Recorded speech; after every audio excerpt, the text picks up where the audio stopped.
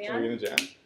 We need some music. We do need some music. I love it. Alright, let's do this. Cool. How are you? Good. Good. So tell me a little bit about yourself. Let's give everyone a bit of an idea of who Hayley is, what makes Hayley tick. Go for it. Alright, just throw me in the deep end. Yeah. So basically, I guess most of my background is in pole dancing. So I teach pole dancing. I've been doing pole for about 8 years. And there's just been a lot of business adventures that have come out of that. So through that, we've birthed like a photography business with pole. That's why I'm into nutrition as well as like supporting like my girls and stuff with that.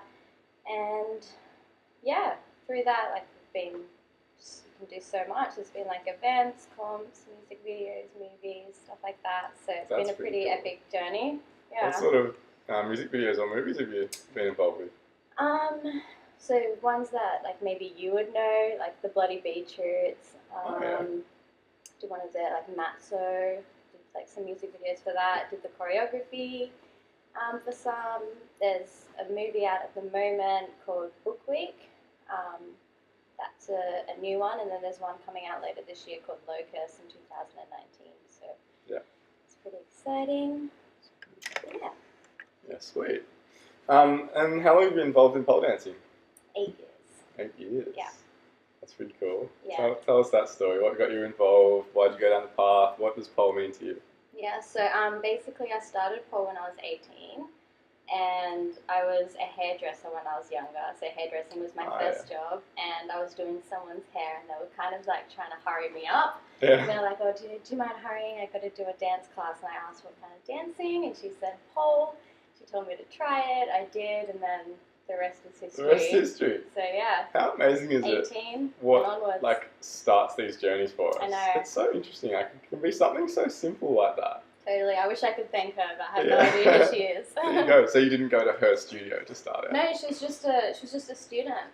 Okay. And she was a customer at the hair salon, and she just told me to hurry up. She had some pole to do. There you go. And I tried it out. Yeah. That's pretty cool. All right, and so now you have your own studio. Yeah. When did you start that?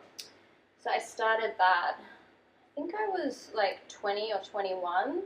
That's when I moved out of home and started my business. So I started pole when I was 18. I did that for 3 years in 2021. Yeah, so 21 I started my business. 21. Yeah. Pretty young to be starting a business. That's exciting. Yeah. And had no idea what I was doing. Totally. We never do. How did you go about that? Tell us a little story, like how that came about. So I guess it's just like natural progression. So I was teaching. I started getting a lot of private lessons while I was teaching, and I just thought the students weren't really getting the value for money. Like the studio that I was working for were charging them a lot to do privates with me, and it was a shorter amount of time, and I just thought that was unfair, and that like they're basically coming to me anyway, and I just thought I could do it for them cheaper and just give them more value, more time. Nice. So you found a space and... Yeah, so I just moved out, created a space, no lounge room. So if you walk into my place, it's like 2 poles and mirrors and high heels and everything like that. Yeah, that's always fun bringing new guests over. Awesome. And, yeah, totally. Like, hang on a second. Yeah. Yeah. So you actually ran this from home? Yeah. Right. Are you still there? No, I've moved now into like a bigger space, but it's Yeah. still the same kind of setup. So like I still have poles at my place. Yeah. Yeah. Yeah, Maybe wow. that's where the poles are. That's where the poles are. And like, what do you think what do you get from pole, and what do you think women in general can get from pole dancing? So I guess what I get from pole firstly is like self-expression. I'm a really creative person, so it's just kind of bringing these ideas to life. So like pole's done so much. There's just so many avenues, but the main thing for me is just that creativity and expression, and being able to like move your body in a way that feels good and that you can look back on and be proud of. And it's challenging, and so I think pole in the long run has just given me like a lot of confidence with like how I hold myself, and it's just like allows me to tap into like the femininity and like sensuality and stuff like that, and just being really comfortable with it, and yeah. And then for girls, like for my students, I just see them, their confidence just grows so much, and it's just so beautiful. And a lot of people will say, you know, straight up, oh, I can't do that. That's the first thing they'll say, I can't do that. I'm like, I promise you, you can. Just try. And it's like that fail forward kind of thing. Sometimes you have to fail forward, but most of the time you can do it, and you just have no idea. You know, people will see something and they just think it's just so far from achieving. But yeah, so it's actually quite fun to teach beginners, because you break through a lot of that, and then you see them so much satisfaction. Achieve something. Yeah. And yeah, it's awesome. It's incredible how ingrained into our vocabulary the word can't is these days. Like we just don't even give ourselves a chance. Yeah. Just straight up as can't. You know. Yeah. It's because I think we don't want to fail. Yeah, we do. We have this real fear of failure. Yeah. Or of just looking like a failure in public. It's damaging. Yeah. So that's why I guess one thing, when you just said public, it just made me think. So I don't do, actually I do teach classes now. I'm teaching at another studio where I teach big classes. But I guess what I based my business off was just private lessons, and that hadn't been done in Sydney before. Right. So I was just teaching private lessons, and the reason why was because I found that some people didn't feel comfortable in a group class. So like women, if the ages were mixed, so sometimes you'd have older women with younger girls, and that didn't make them feel good. And at the end of the day, these people are coming to the class to feel good, have fun, and that's how you want them to like leave. Yeah. So, you know, obviously like comparing can come up and stuff like that. And then also, you know, some girls may be a bit bigger, and with pole you do need to wear, like I know people probably think like we just love the skimpy clothing, and we do. But you actually need it for grip. So do we. So yeah. For grip, yeah. No, but literally it is for grip. So we would like joke when students would come for their first lesson, their like shorts would be down to their knees, and as they go it like gets higher and higher and higher. It is for grip, but like you know, so when some girls come in a class full of women, and it might be their first class, and they're starting from just like, you know, the bare minimum or something like that, then, you know, it just, they might not give themselves a chance, or they might, you know, they don't enjoy it as much. So that's where I found privates really helped. It was just that one-on-one, no judgment. It's just me, like, it's like makeup off. It's just, raw. Yeah. Just raw. It's like class 1 learning to crush a watermelon between your thighs. You know what? We probably could, but you do get very strong thighs. But no, class 1's more like, you know, just basic technique. Stuff like that. Okay. A little bit of dance. So before we came up here to do this, we were discussing the importance of dance these days, and how much dance is making inroads into things like personal development, and just learning to become comfortable in your own skin, and as you put, grounding people, you know, taking them out of their mind and into their body, which is so important nowadays when we live in such a fast-paced, busy, chaotic life or world, that we can get really caught up here, and it's just like, you just get trapped, you know, going round and round and round in your head, and you forget, you lose touch with all this, you know, like this meat suit that we were born with, that is this is what keeps us in touch with the physical world. You know, we're expressed through it. Yeah. And so it's so important to live in it. You know, we only get one go in it. Yeah. So you've got to live in it. And you know, I'm a huge believer in the balance of, you know, the physical, the mental, the spiritual. But I think the physical is often forgotten. Yeah. Or just maybe not forgotten, but just neglected. Yeah. So that's, you know, big for me. Like, I love to dance. I've done some hip hop before. I've done a little bit of break dancing before, and I just love to freestyle. Yeah. I'll quite often be in my room with music playing, just dancing to myself. Doesn't matter. It makes me feel good. Happens to the best of us. Yeah, exactly. Or, you know, in the bathroom, singing in the shower. It's so good. It's important. It's all vibration, right? It's all energy. So, like, if dance is lifting your energy and whatnot, you know. Yeah. It's all about feeling good. It affects our life, affects our surroundings. Yeah. It affects how we come across to other people. So, like, how have you seen dance? You were saying before that you've seen dance become a part. Become a part of personal development and kind of realization? Yeah. So besides pole, like I'm really into like personal development and business and mindset and all that kind of stuff. And I take a lot of workshops and do retreats and stuff like that regularly. So I do a lot of investing in like my mindset and everything like that. And what I've noticed is like dance is coming up. I'm not supposed to be like talking to this, are you? So dance is coming up a lot in it, and it's usually like ecstatic dance or like the 5 rhythms or something like that.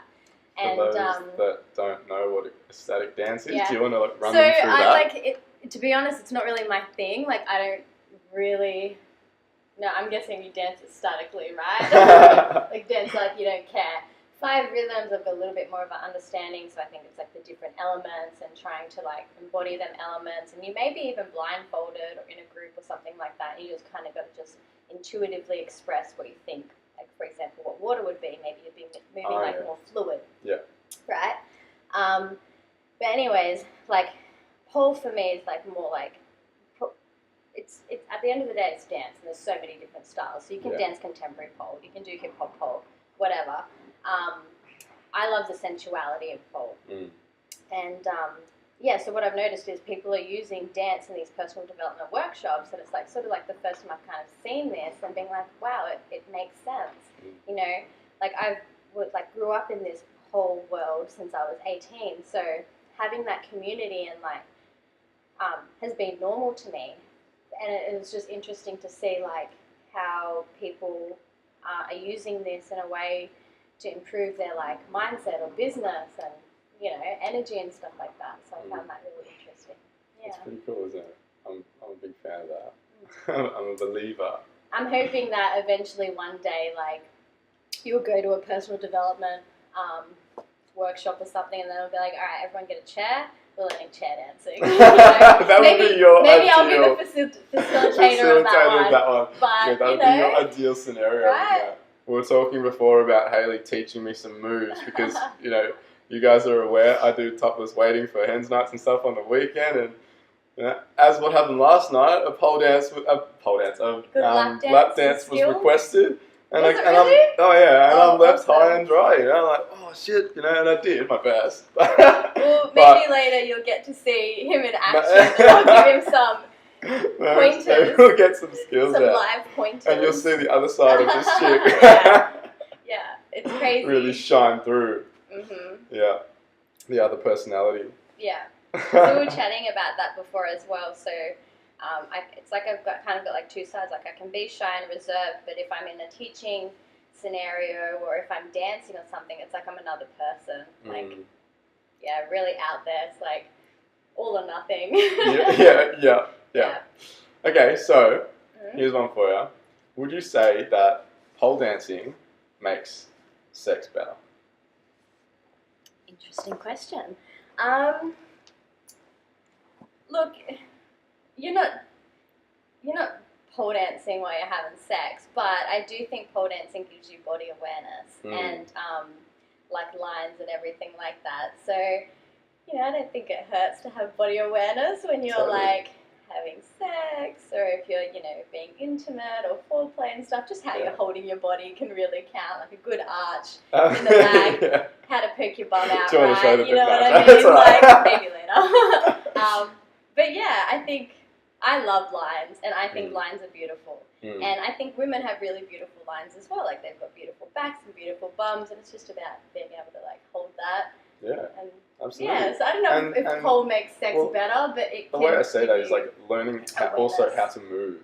Yeah. To move fluidly and maybe sensually. Maybe it can't help if you're, like, on top or something. I'm just like, in general, I think in more levels than one, like, not just physically, but also in an ability to sort of connect the mind and the body in a sensual manner and just embody something that might be a little more suited to the bedroom. Yeah, and you know what, like for women as well, if you're feeling sexy, like I'm a big, like one of my main phrases is I feel, and if you're feeling sexy or whatever, then I think, that comes off.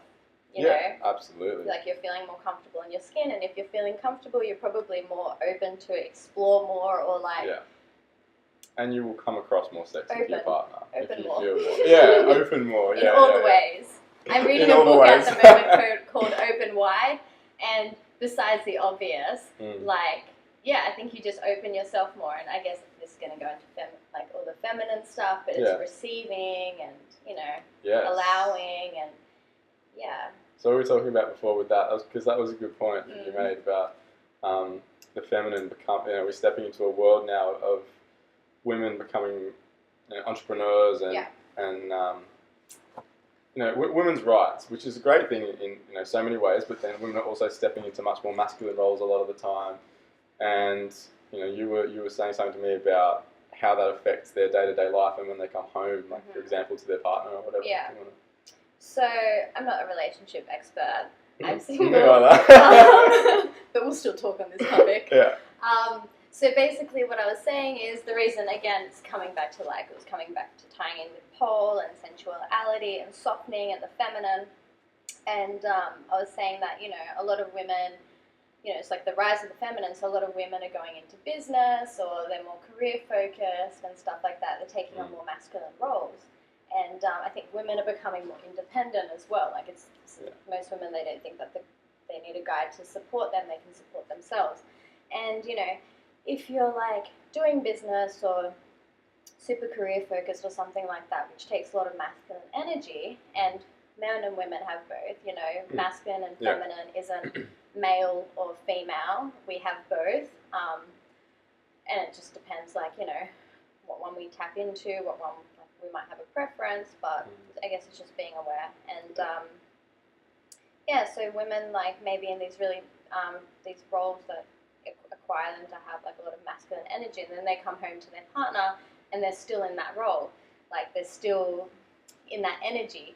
So sometimes it might, you know, just mean taking some time out to soften before you come with your partner, because when you're with a guy, and we're just talking male and female relationships at the moment because it's easy, you know, the guy kind of, they want to be the man, they want to feel like the man, and you can walk in with like the pants on or something, so you might, you know, have like body really, like, I don't know, have a relaxing bath or rub some oils on yourself and just soften, maybe put on a dress, you know, and or even just you know, like in the car when you get home, like this is just an idea for me because it's something that I use a lot, is breathing, you know, like just like there's a Chinese study that shows that 6 deep breaths lowers blood pressure, you know, so simply things like that, just 6 big long deep breaths and just a moment of mindfulness to tap into, you know, where you are again and the environment you have been in and the environment you're about to transition back into, and just to get in touch again and be like, okay, I need to transition my energy from work to home or whatever it might be. 100%. Because oftentimes that is just an awareness thing. Yeah, exactly right. It's too easy for work to come home with us. Yeah, and it's just the tools, like knowing what works for you as well. Like, you know, maybe like a hot bath and rubbing oil on yourself might not be your thing, right? Whatever maybe it is. it's putting on some really sexy lingerie, you know? Yeah, shit, go like, for it. Whatever feels good, Yeah, totally. Well, we've sort of naturally diverted into the relationship area, so let's discuss this, because you and I have are in a relatively similar position in that we are both single. Yeah. And as you coined, probably didn't coin, but stated, we are alone but not lonely. And I really resonate with that because I am far from lonely. I was initially very lonely for quite a while. Like, I've been single for about, I think, just over 7 years, believe it or not now. I've dabbled with the beginnings of relationships in that time, but never anything that I would classify as a relationship. Yeah. And, I mean, I can talk for hours about this, so if you have any questions, feel free to fire them at me. But that largely stems from me completely misunderstanding the social dynamic of male-female at a young age, probably due to me being homeschooled and not being around kids. So I didn't get to develop that skill from a young age. So I lacked that for my early years, and also because my deepest, strongest value is freedom. It's always been freedom. It's freedom to do me, you know, how I want, when I want, with who I want, blah, blah, blah. Values are super important. Values are so important. And so I've always run for the hills with relationships. As soon as it starts to feel as though I'm losing that, I'm out, you know. And so that's just what's come up for me time and time again in the beginnings of relationships. As soon as it becomes, you know, the feeling of like, okay, we're attached now, and you're no longer you, you know, and I'm no longer me. We're us. That's when I just go, nah, fuck that, and I'm gone. And so I've just transitioned from being alone and lonely over the years to just, and then going through a lot of these, you know, beginnings of relationships and then running away and sort of coming to the realization that I'm not lonely in the sense that I needed a partner. I was lonely in the sense that something inside of me was missing. And I just needed to find that and, you know, and learn to embrace it. So nowadays I'm extremely comfortable, and maybe too comfortable with being alone, because I just... Yeah, I think I'm the same. You put yourself off the market, right? You're just like, all right, I'm doing me. I'm sweet. I don't need shit. Yeah. But, which I think, you know, in itself isn't the answer. I think, you know, having that relationship dynamic to some degree is important in our lives, totally. So I have work to do there. But how about yourself? Like, what's your story in that department? So we'll come into story. Okay, so like I guess like you, I feel like really comfortable by being by myself. Like obviously it's taken a bit to get there. Like I like ended a relationship a couple of years ago, and since then, you know, like that at the end of that, you know, it's hard. You have to transition through the breakup and stuff like that. But you know, I feel really comfortable being by myself. I've traveled by myself. I live by myself, and you know, I feel good in my own company. Yeah. And for a long time, I had the story in my head of like, I don't need a guy. I can do this on my own, and a guy's going to take my focus away from like my business, my passion, my work, my art type of thing. And then I realized, like, that story, I guess, kind of served me for a bit, maybe post-breakup. But then I realized that's probably not the best story to have, so I just rewrote the story, and stories is another thing that I love. Like, I love auto-programming the brain and everything like that. So anyways, I just rewrote my story, and it's, you know, like, I'm good now, and anything else is a bonus. So that way, at least I'm open to it. I'm not closed off, because before, you know, the story was a little bit more like, I don't need anyone, and it was like kind of being closed off. Whether now it's like, okay, I'm good, I'm happy, I'm comfortable with myself, and anyone else is a bonus, basically. Yeah. And it's also being like particular with like who you let into your life and stuff like that. So I'm very big about quality over quantity. I'm very conscious about the friendships I have, the people I hang out with, you know, environments, everything. And but he's thrown me off. No, this aircon just gets me, it drives me out. Oh, you want me to turn it off? No, it's alright, we'll be fine. So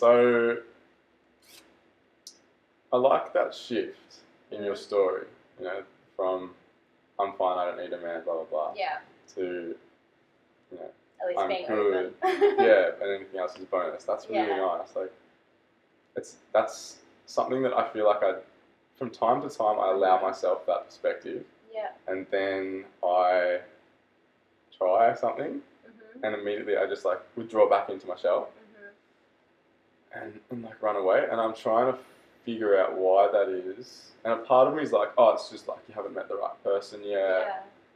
Yeah. And a part of me is also like, well, is that the case, or are you not in a space, where you're open enough to let the right person in at all? Like, do you know right from the start whether this is the right person or not? Do, you know, relationships grow and develop into something that can become right? Yeah. You know, like, I'm a big believer that there isn't just one person that's the right person for us out there. I believe that there's multiple fish in the sea that Yeah. can be the right person. Especially for different times of your life Yeah, as well. absolutely. Like someone can be the right person for that time of your life. Doesn't mean, just because they might not be there 10 years later, that you might have another right person for that period of your life as well. You said something and it was going to lead me on to another topic. What did you say?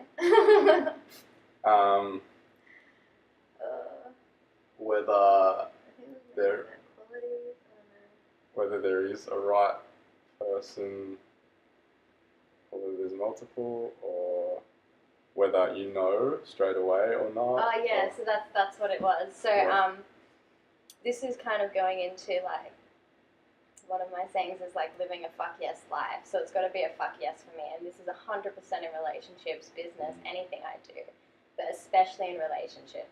Yeah. And even in sex as well. Like at the moment, like I don't have sex with a lot of people. It's just got to be a full fuck yes for me. And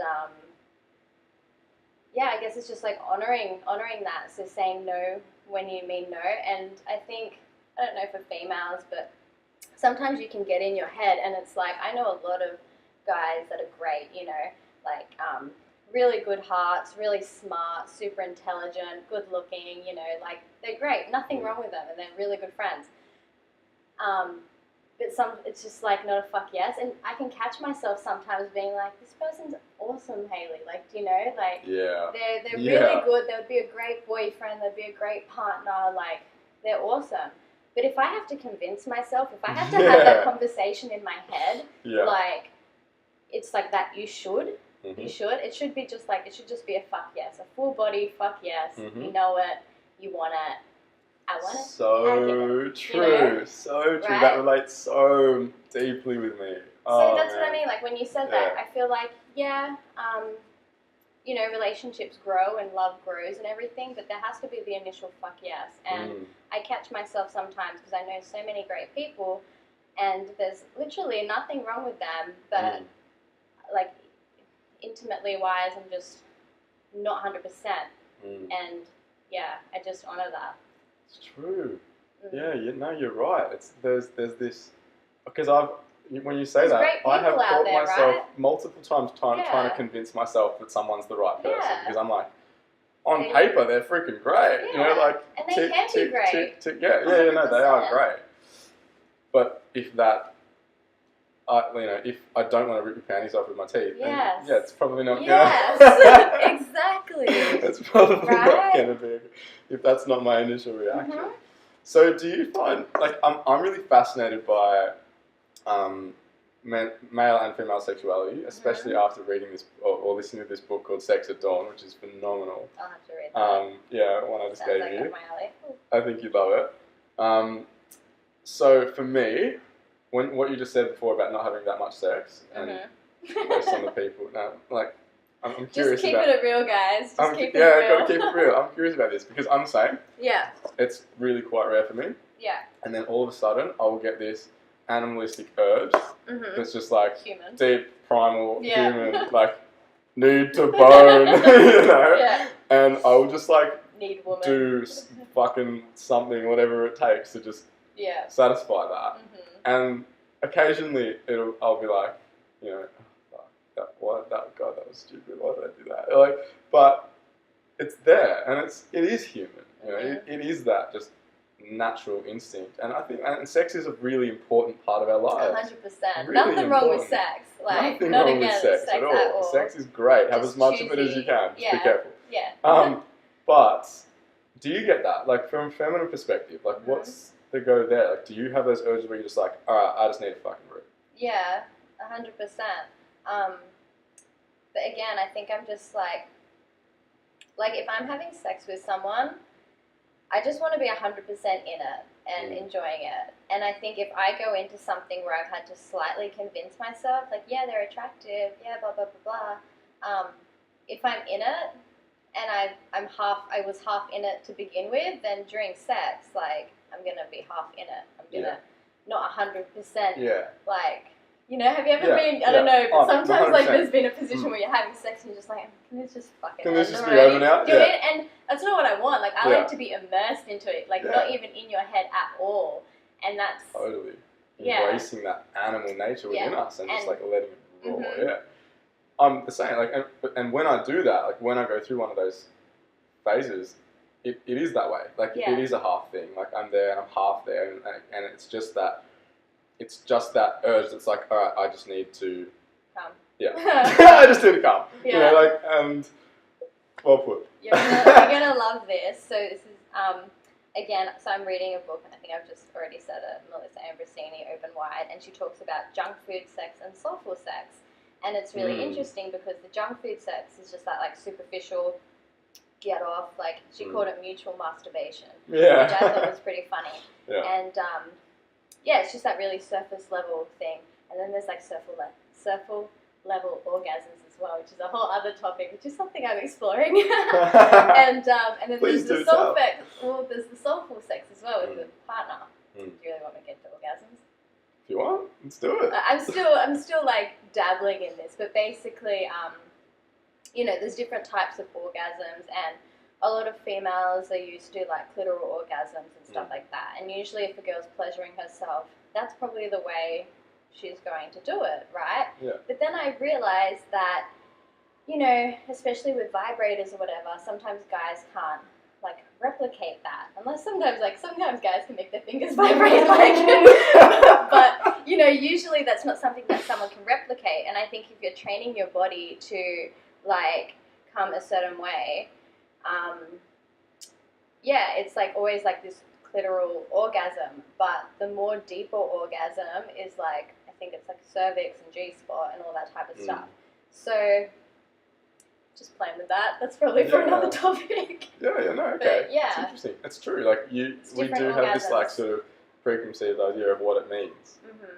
And I guess when you fall into a pattern of just that, you sort of box yourself in to a certain degree. Your body like gets trained into like coming that way. So some girls may only be able to finish when they're on top because they're getting like that clitoral stimulation. Right. But I think also if you want to have more soulful sex and that deep connected sex as well with your partner, it's not that's like just a superficial orgasm. Whether the deeper one is, deep. It's deep. Yeah. Yeah, absolutely. So let's just like quickly backtrack to the not being lonely thing. What do you feel was that sort of? Did you have a defining moment, or was it just a slow transition where you started to feel that you were fine being alone, or like, what would you put that down to? Time. Time. Yeah. So, just to give a bit of background, like I was really thriving in my business and stuff like that, and then someone from my childhood past kind of came back into my life, and I think that was the end. And we weren't very aligned in the beginning, but because I was sort of just starting to get into personal development and stuff, I was in the mindset of, you can be whatever you want to be. It doesn't matter. Like your job doesn't define you. And I still believe this, but if a person wants growth, it has to be because they want growth, not because it can't be external. Yeah. Right. Yeah. And basically, anyways, that relationship served its purpose, and it ended. As they do. Yeah. And then afterwards, it didn't end well, and there was a lot of hurt and pain to go through. So I came from I was good, didn't want a relationship, kind of started hanging out with this person, fell into a relationship, and I want to highlight the word fell because it wasn't tripped up. It wasn't a super conscious choice. It was more like, when you're hanging out a lot, you're having sex, and you're like, oh, I guess we're together, type of thing, right? And then circumstances, sort of just you had to move in and all that type of stuff. So, and then when I came out of that, there was a lot of hurt, there was a lot of pain, and I had to go through that, and I did, and then I finally got back to a place where, I felt good within myself, and I wasn't looking for, external validation or anything like that, and now I'm just probably too good at it. Isn't that one huge, the whole validation topic? That's a big one, what it takes to make you feel like a man or like a woman, and feel accepted and right or normal. Yeah. That's huge in itself. 7 years single is pretty, I think, rare. Yeah. Maybe, I mean, I I'd don't know, say you so, guys tell like- me, but I feel like a bit of an anomaly. Like, am I weird? Like, is this... I think it's I'm holding past that. space. Like, Yeah. And I also think, like, you're saying, is it weird? But as a girl, I kind of think that if a guy's held space for that long and then he's allowed you into his life or whatever, I think I would view it as a positive thing. Like, It'd be a big thing, do you know what I mean? Like, you held that space for someone that you chose. And I think choice is coming into it, and then that's why, like, I'm big on being a fuck yes, like a full yes. Yeah. So when you have a choice and you say True. yes, you know that, that was your choice. You choose them, type of thing. Absolutely. And, like, for me, that was the key. Like, when it comes to what made me comfortable being alone and not feeling lonely was holding space for myself, like just learning how to be alone, because I wasn't good at that from at a young age. I just needed people around me all the time. I always wanted someone around me. I hated being alone, hated quiet. And the more I did that, the better I became at that, the more comfortable I became with myself, and the more deeply, when you're alone, when it's just quiet and just by yourself, there's no better time to be exploring who you are. Yeah. What makes you tick. What it is to be you. So when I got to go through that and learn about myself on such a deep level over such quite a long period of time, you sort of reach a point where you're like, you can't hurt me. I'm fine. I'm good. I'm just a dude doing his thing. Like, I'm okay. Yeah. And when you realize that, when you go, oh, I'm okay. I'm cool. I'm not weird or wrong. I'm just me. That's when the loneliness disappears, and you're like, ah. And I think it's coming together as two wholes as well. Like, I think you said something before where you're like, I'm not me and she's not her, we're us type of thing. And I kind of look at it as like, you're like two different people and you're whole, and then you're coming together like as a choice. So I think it's like partnership, not ownership. Yes. And I think as well, again, not a relationship expert, but theoretically, you would want to be able to thrive together and separately. And I think even having your own interests or your own passions, it kind of gives you something to come back and talk about as well, like not losing your own person. And this is something I'm super passionate about as well, and I see with a lot of girls and, some of my friends as well, is they'll get a guy and they just lose themselves to him, and they forget their friends or they forget their hobbies and stuff like that, and and then they'll break up more than likely, you know what I mean? And then they come back to themselves, and it's like, okay, I've spent no time with my friends, and that's one thing I hate, is like losing yourself to a person. And I think that comes back to like having like a strong hold on like your values and everything like that. Totally.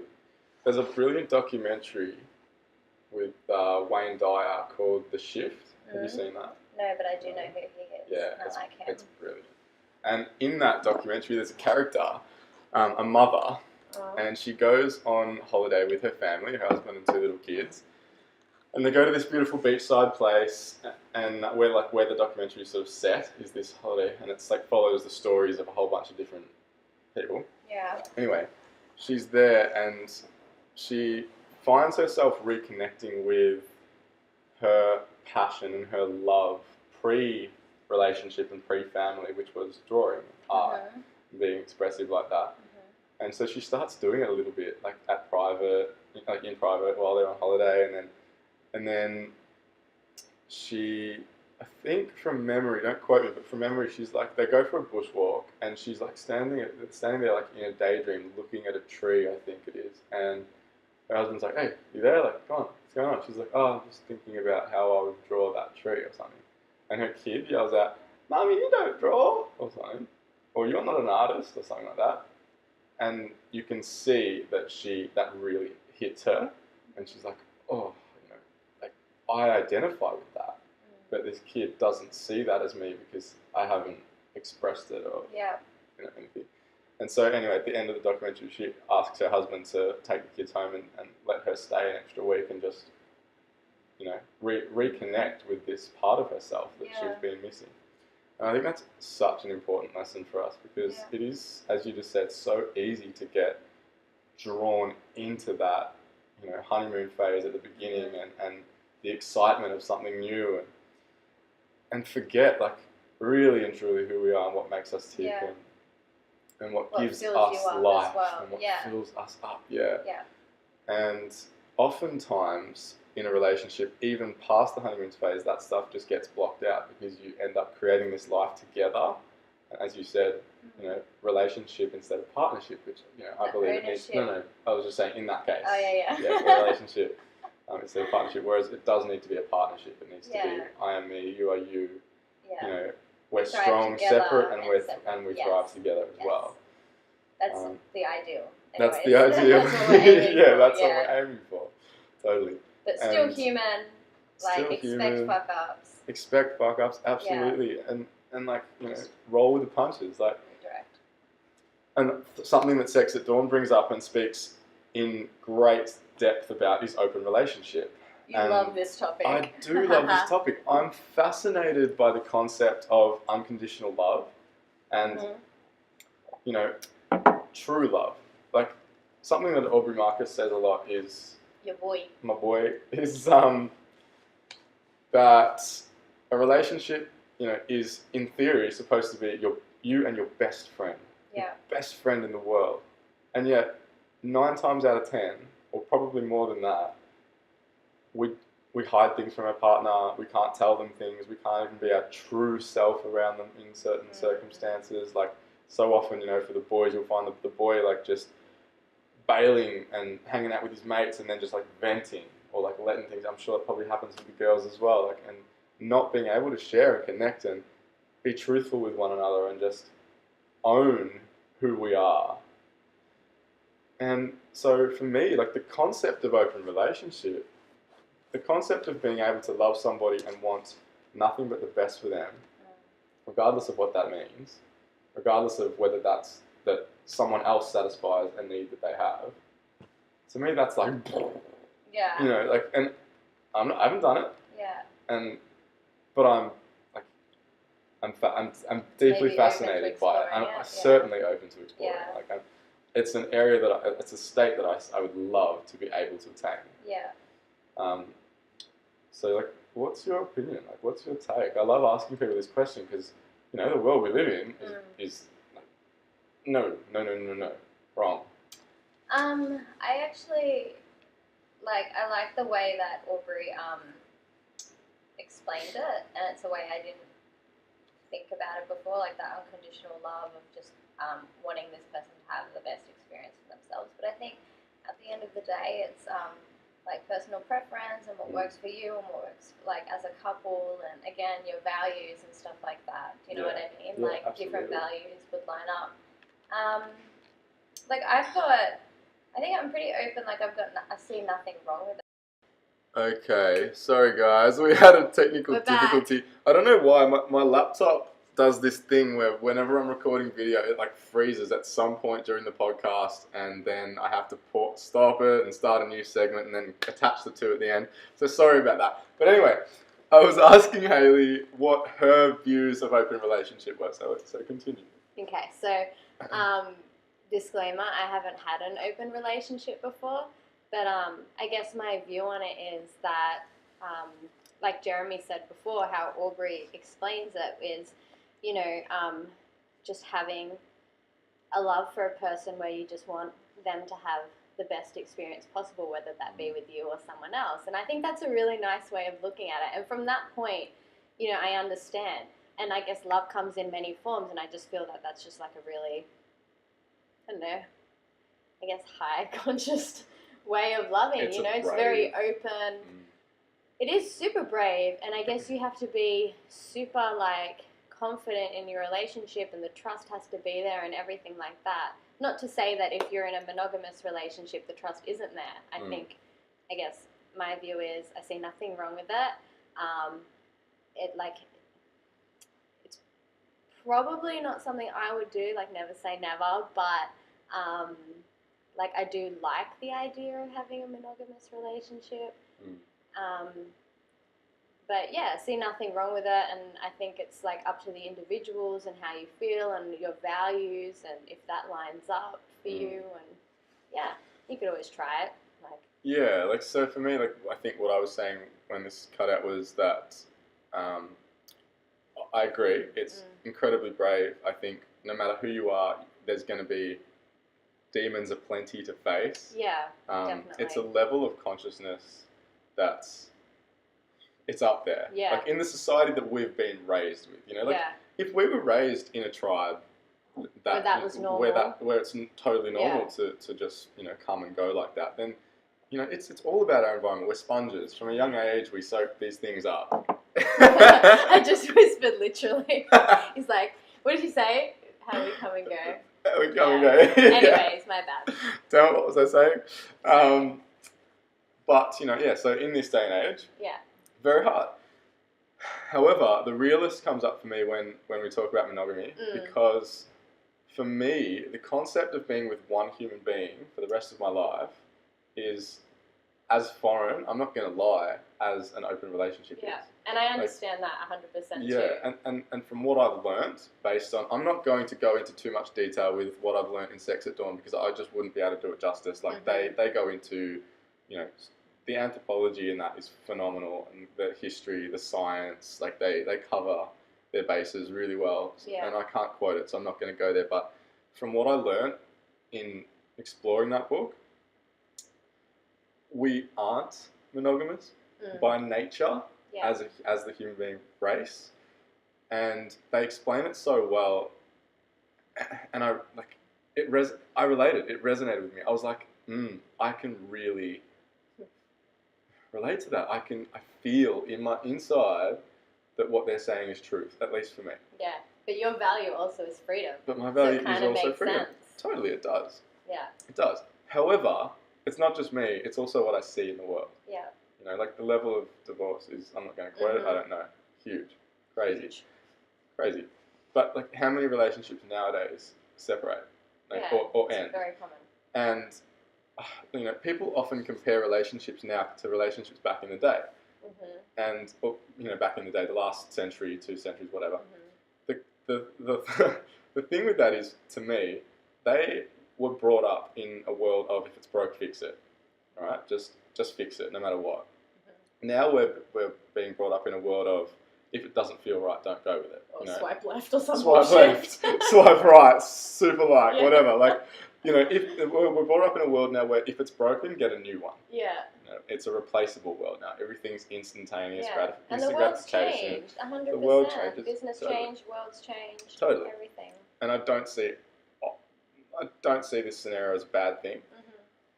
I think there's a lot of good to be had in the old mind frame as well of if it's broke, fix it. But at the same time, if it's broke, not serving you, and you just keep fixing it, but it's not serving you, and you're miserable, well, is that right? No, I don't think so. Yeah, I agree with that too. I believe that in life, like, what is the purpose of life? Like, it's the biggest question on everyone's lips. No one actually knows the answer. We can, you know, we can all claim we do or give our opinion, but at the end of the day, we don't know. But I do believe an aspect of it is to have fun. Yeah. You know, to be enjoy happy, experience, enjoy. Something I heard the other day that like wigged me out, which I loved. And I hope this isn't too far for some of you people, but, Sounds juicy. A mate of mine had an experience with a psychedelic, and he. What kind? It's ayahuasca. Yeah. Awesome. So in Peru. Yeah. And he told me that he saw the entire world as like everything had the human fingerprint all over it. Like everything was just covered in the human fingerprint everywhere. Everything you could see, and he was like, he reckons he was like, whoa, you know, this is crazy, you know, this is everywhere. What does this mean? And it took him a long time to realize. He's like, oh, I'll ask, you know, because he's in this state, and he's like, yes, okay. It was like asking, you know, Mother Ayahuasca or Spirit or whatever you want to refer to it as, you know, what does this mean? why are there fingerprints everywhere? And the reply was, because we are the nerve endings on the fingerprint of God. And I was like, whoa, like I just got instant, like the hair just stood on end. I was like, whoa, damn, we are like what God or spirit or whatever feels, this experience through. So like, to me, the idea of that, and I wrote a blog on this, is that like the point of all of this is for the pure enjoyment and fun and experience that we can have in this physical domains, physical life. Yeah. So I thought that was really profound. Like that really resonated with me. I was like, oh, that's cool. That gave me tingles. Yeah, I think it's definitely experience, 100%. Love it. She's like, don't know what else to say there. Well, like you said, you can go with like, that's just a whole different tangent, the meaning of life and stuff. But I think it's, well, you can say enjoyment and to be happy, but there's polarity, there's contrast. So I felt a bit funny about saying that. Like, obviously, we want to enjoy life and everything like that, but there's going to be times where, we're challenged and stuff like that. And it's just that light and dark. But at the end of the day, it's experience. So that's why I just left it on experience. Because I was just like, experience can be good or bad, but at the end of the day, we're experiencing everything. Experience can be perceived as good or bad. That's another big thing. Like, oftentimes people will just see, or we, myself included, obviously, will just see something as good or something as bad. Yeah. And another quote I love to just keep throwing these around is that the average everyday person will see in life good and bad, and the warrior will see life as nothing but a series of challenges. Challenges in a good way. Lessons, for want of a better word, lessons. To everything is an experience to learn and grow from. Yeah. So I really thought it was pretty cool. Yeah. It's just what we make of it. Yeah. Yeah, well, that's it at the end of the day, isn't it? Life is what we make of it. Totally. And that's the end of that chapter. All right, well, we're getting pretty close to finishing, I think. So let's finish off with my little fun question for all my guests. Damn, I forgot about this one. Did you forget about this one? I haven't prepped my answer, so this should be interesting. You haven't prepped your answer? No. All right. Well, I have two, so I might even throw both of them at you. Great. But the first one is, what is the best piece of life advice that you've been given or you've come across? It's a good question. Look, the first thing that popped into my head, and I don't know if this is the best, but fail forward, I guess. That was the first thing that just popped into my head. And I think, fear of failure is something that stops people from even starting. And I've been stuck in that as well. And I think I can also, I know that I can also get stuck in perfectionism. And knowing, to fail forward is, you kind of have to drop that a little bit and, just be okay with learning and, I guess, starting. A lot of people, and I see this in pole as well, people are like, oh, I can't start, I need to lose weight first, or I need to do this, I need to do that. And we do it so much as humans. I need to do this, I need to be this, I need to blah, blah, blah before I even start this, and it's just starting. Starting and then failing forward. Yeah. So that's what I'm going to go with. Yeah, I love it. That's a great one. Good answer. All right, do you want a second one? Yeah, hit me. Okay, my second one is, what is the greatest fear that you've ever overcome in your life? Greatest fear. Again, I'm just going to do the thing that pops in my head first. And one of my greatest fears is public speaking.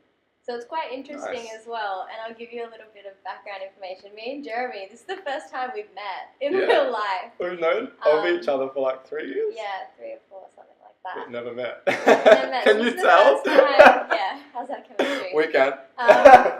But, what was the question? Public speaking? Oh yeah, so public speaking, that's a fear for me. Whether this actually, I was saying to Jeremy, I feel really comfortable right now, but it's probably because there's not a crowd of people right there. Yeah, there is. Staring back.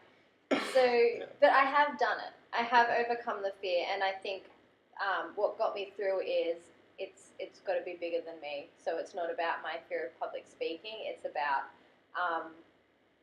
like what value or how I'm delivering it for someone else. So it was basically getting out of my head and like, oh, I'm scared, I'm blah, blah, blah, blah, and just focusing on the service and stuff like that. So I have done it. I have done, like, spoken in front of rooms of people and stuff like that. As a speaker, like, I can do it if I'm teaching a dance class. For some reason, it's totally different to me, you know. Like, dirty dancing to a group of people, no problems, you know, but speaking, and I think it comes into the perfectionism thing is because I got to think on my feet, and, you know, dancing is something I'm obviously, like, choreographed or perfected. So I think it's that unknown where I can fuck up and look like an idiot. So, yeah, and it's still something I'm working on, you know. I mean, I resonate because, like, I feel it to a degree with this. Like, I don't edit these. Yeah. I just sort of film them and then put them up, you know? So, like, it's the same. It's, what you say is what it's going to be. Yeah. And that's, to a degree, uncomfortable. But I knew that I needed to do it. Yeah. It's a growth thing. It's bigger than you. It's bigger than me, exactly. Yeah. It's about, being better. Failing forward. It's about failing forward. Literally. Period. Done. Best answer ever. Solved. Okay, so if you are in the Sydney region, you can check out Hayley's studio. Yeah, What's it called? Studio. Whole X. Yeah, Whole X. Studio. And where can everyone find you online or? So I'm on Facebook and Instagram. I'm loving Instagram more these days, so it's at HeyHeyR, so it's HayHayR, and then HeyHeyR, it's like hey, and then Facebook's just Hayley Morris. And Hayley Morris, cool. Yeah. I'll put the links down in the description for you guys. No worries. That was fun. When we finish this, we like this one. We can do that. Cool. All right, thanks for tuning in, guys. This has been HeyHeyR and _ Jeremy Strong _ Signing out. Bye. Thanks for tuning in, fam. If you would like to support the podcast, the best way you can do that is to leave a review, or if you're watching on YouTube, give it a like and leave me a comment. Massive thank you in advance if you do. I'm extremely grateful. I hope you enjoyed this week's podcast as much as I did, and don't forget to tune in next week. New podcasts drop every Sunday. Big love.